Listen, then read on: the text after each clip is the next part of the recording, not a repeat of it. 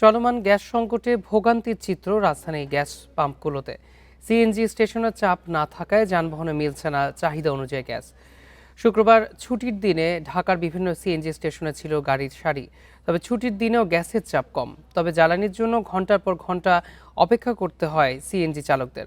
ফলে আর্থিক ক্ষতির মুখে পড়ছেন ভাড়ায় চালিত গাড়ি চালকরা।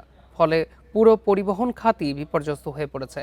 একই সাথে বাসা বাড়িতেও গ্যাসের পর্যাপ্ত সরবরাহ না থাকায় দৈনন্দিন জীবন হচ্ছে ব্যাহত।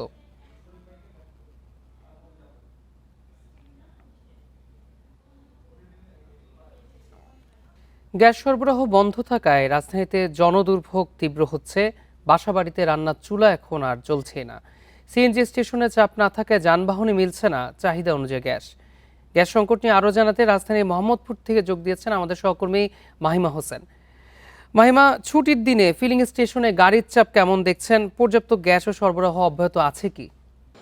আমি এই মুহূর্তে রয়েছি রাজধানীর মোহাম্মদপুর এলাকায় এবং এই যে তীব্র গ্যাস সংকট অথবা যে কয়েকদিন যাবত যেটা চলমান রয়েছে সেই সংকটে কিন্তু মোহাম্মদপুর, কাফরুল, মিরপুর এই এলাকাগুলো কিন্তু বেশি জনজীবন কিন্তু বেশি বিপর্যস্ত। এবং আমি এই মুহূর্তে রয়েছে আসলে এতক্ষণ ফিলিং স্টেশনের তথ্য জানাচ্ছিলাম। এখন আমি যদি বলি আমি এলাকায় এসেছি, যে এলাকার যারা মানুষ রয়েছে আমি জাপান গার্ডেন সিটিতেই রয়েছে এখন এই মুহূর্তে। সেই গার্ডেন সিটির ঠিক সামনে রয়েছে। আমরা বেশ কয়েকজন বাসিন্দাদের সাথেই কিন্তু কথা বলেছি এবং যে বিষয়টি আসলেই খুবই উদ্বিগ্নের সেটি হলো যে একজন বলছিলেন আমাদের, তিনি হচ্ছে পাউরুটি কিনতে এসেছেন সকালবেলা, তিনি এখন পর্যন্ত নাস্তা করতে পারেনি। গ্যাসের এত পরিমাণ সংকট এই এলাকায় এবং তার বাসাতে রয়েছে চাপ এত কম গ্যাসের, যার কারণে তার বাসায় যে খাওয়ার যে ব্যবস্থা সেটা করা সম্ভব হচ্ছে না।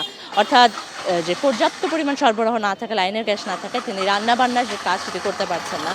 আসলে সাপ্তাহিক ছুটির দিনে কিন্তু সচরাচর আমাদের যে পরিবারগুলো থাকে সেখানে ভালো মন্দ রান্নার একটা ব্যাপার থাকে। তো সেক্ষেত্রে এই যে ব্যাপারগুলোও কিন্তু দেখা যাচ্ছে যে কয়েকটি এলাকায়, সারা দেশে যে চলমান সংকট হচ্ছে তার মধ্যে ঢাকার কয়েকটি এলাকায় কিন্তু সমস্যাটা কিন্তু এখন বেশ তীব্র পর্যায়ে কিন্তু রয়েছে।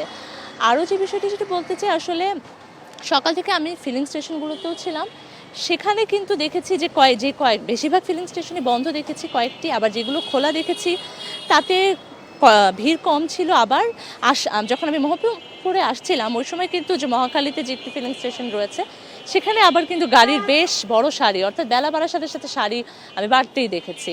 তবে এখন আমি যেহেতু মোহাম্মদপুরে এসেছি, আমি তথ্য সংগ্রহ করছি এখানকার যে বসত বাড়িগুলো রয়েছে, বাসা বাড়িতে যে সার্বিক যে অবস্থা সেগুলোর আসলে আমি তথ্য সংগ্রহ করার চেষ্টা করছিলাম। এবং এখন পর্যন্ত যদি বলি, যতটুকু তথ্য সংগ্রহ করেছি আসলে এখানে যে গ্যাসের সমস্যাটা কিন্তু তীব্রতর অবস্থায় রয়েছে এবং মানুষের যে দৈনন্দিন জীবন তা কিন্তু বেশ এখন পর্যন্ত কিন্তু বেশ বিঘ্নিত।